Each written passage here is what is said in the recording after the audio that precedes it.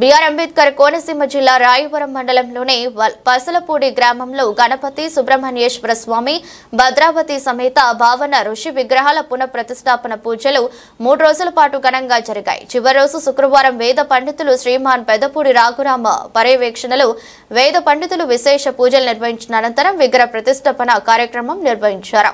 అనంతరం పూర్ణాహుతి గావించారు. ఈ పూజా కార్యక్రమాల్లో రాష్ట్ర అంచనాల కమిటీ చైర్మన్ వేగుల జోగేశ్వరరావు పాల్గొని పూజలు చేశారు.